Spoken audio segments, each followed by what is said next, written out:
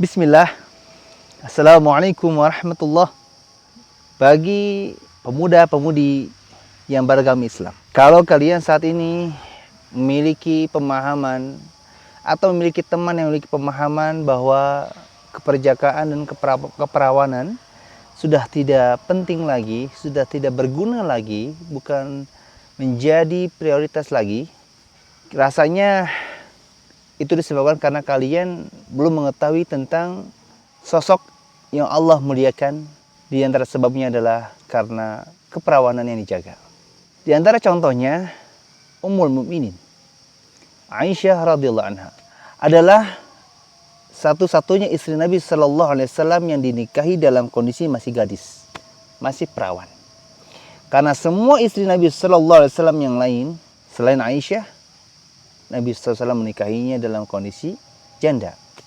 Dari status ini saja, Allah Azza wa Jalla sudah membedakan wanita yang masih perawan dengan yang sudah tidak perawan. Bahkan sebetulnya status janda para istri Nabi SAW ketika dinikahi oleh Nabi SAW, itu mereka status jandanya mulia. Maksudnya karena memang bercerai dengan suaminya atau ditinggal wafat suaminya. Bukan karena pergaulan bebas, bukan karena berzina. Kalau membahas hilangnya keperawanan disebabkan karena berzina, tentu sudah berbeda judul. Perbandingannya tidak seperti Aisyah dengan para istri Nabi yang lain. Kalau Aisyah dengan para istri Nabi SAW yang lain, perbandingannya wanita terbaik dengan yang paling baik, wanita terbagus dengan yang paling bagus. Kalau wanita yang masih gadis dengan wanita yang sudah tidak gadis karena berzina, ini judulnya antara yang mulia dengan yang buruk. Dan bagi kalian yang menganggap bahwa keperawanan sudah tidak penting lagi, apakah kalian rela membeli handphone dengan harga baru di toko terpercaya? Sampai rumah, ketika mau unboxing, dusnya sudah tidak tersegel. Saya yakin ketika kita membuka barang yang kita beli dengan harga yang baru, dengan sesuai ekspektasi baru, ternyata pas dibuka tidak tersegel, akan muncul berbagai macam pikiran buruk terhadap barang tersebut. Bahkan akan menyalahkan toko tersebut. Kenapa ini tidak tersegel? Jangan-jangan ilegal, jangan-jangan barang bekas, jangan-jangan sudah pernah dipakai, jangan-jangan sudah dibongkar. Jangan-jangan part dalamnya sudah tidak asli. Jangan-jangan sudah ada yang diganti. Jangan-jangan sudah dibobol. Berbagai macam pikiran-pikiran buruk akan muncul.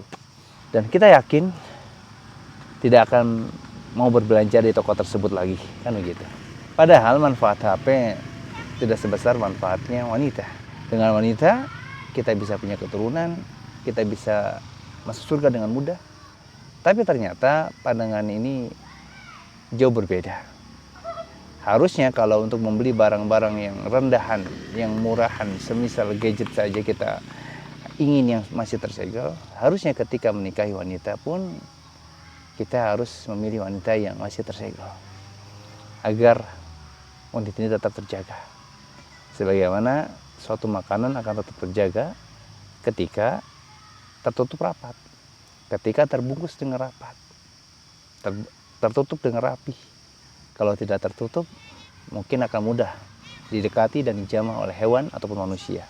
Kita lihat Aisyah radhiyallahu anha adalah wanita yang paling dicintai oleh Nabi SAW. Pernah ada seorang sahabat bertanya kepada Nabi, "Wahai Rasulullah, siapa yang kau paling cintai dari kalangan wanita?" Maka Nabi SAW menjawab, Aisyah. Meskipun Nabi SAW mencintai istri-istri Nabi SAW yang lain, tapi beliau lebih mencintai Aisyah. Ini boleh, naluri. Sebagaimana orang tua yang memiliki banyak anak, di antara anak-anak yang dicintai, ada yang paling dicintai. Tetap berlaku adil, hanya kecenderungannya kepada salah satu di antara mereka.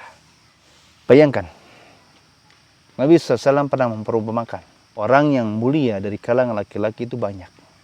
Namun yang mulia dari kalangan wanita hanyalah Maryam binti Imran dan Asiyah istri Fir'aun. Dan keutamaan Aisyah di atas wanita-wanita yang lain itu seperti keutamaan bubur atau dalam bahasa Arab sarid Farid itu roti campur daging. Perbandingannya seperti keutamaannya bubur tersebut atau farid di atas segala makanan-makanan yang lain.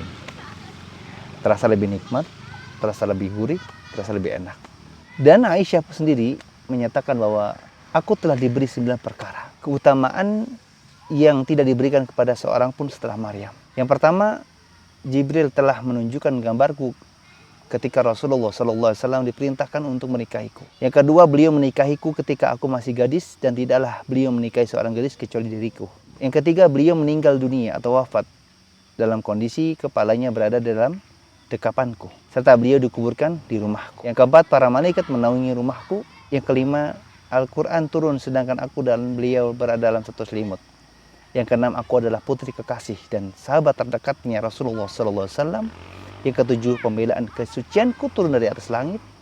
Yang kedelapan, aku dilahirkan dari 2 orang tua yang baik. Yang terakhir, yang 9, aku dijanjikan dengan ampunan dan rezeki yang mulia.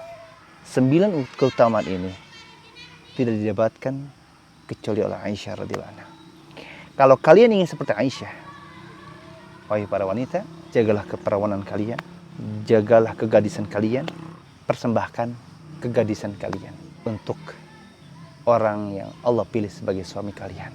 Sajikan yang terbaik untuk suami kalian, karena surga atau nerakanya seorang wanita ditentukan oleh suaminya. Kalau kalian berbakti kepada suami kalian, maka Allah akan mengatakan, udkhulil jannah min abwab syi'ti. Masuklah ke dalam surga dari pintu manapun yang kamu inginkan. Tapi kalau kalian tidak berbakti kepada suami kalian, rasanya sangat sulit kalian bisa masuk ke dalam surganya. Sekali lagi, jagalah pergaulan kalian, jangan asal bermain, jangan asal bergaul, karena kata Nabi, agama seseorang ini akan ditentukan dengan agama teman dekatnya. Assalamualaikum warahmatullahi wabarakatuh.